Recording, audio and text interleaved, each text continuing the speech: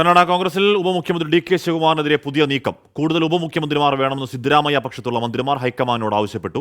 മന്ത്രിമാരുടെ നീക്കത്തിൽ കടുത്ത അതൃപ്തിയിലാണ് ശിവകുമാർ.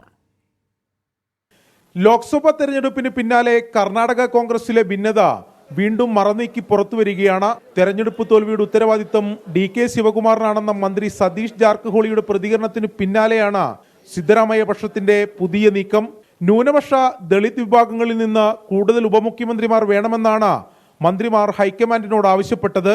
സർക്കാരിലും പാർട്ടിയിലും ഡി കെ പിടിമുറുക്കുന്നത് തടയുന്നതിനൊപ്പം ഡി കെ വിഭാഗം ഉയർത്തുന്ന ഭരണ നേതൃമാറ്റ ചർച്ചകളുടെ മുനയൊടിക്കുക കൂടിയാണ് ലക്ഷ്യം.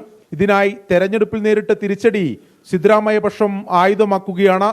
അതിനിടെ ഡി കെ ശിവകുമാർ മുഖ്യമന്ത്രിയാകണമെന്ന് ചന്നാഗിരി MLA ബസവരാജ് ശിവഗംഗ പ്രതികരിച്ചു. സർക്കാരിലെ നേതൃമാറ്റ ചർച്ചകൾ സജീവമാക്കാനാണ് ഡി കെ വിഭാഗത്തിന്റെ നീക്കം. അരുൺ പൂപ്പറമ്പ, 24 ബംഗളൂരു.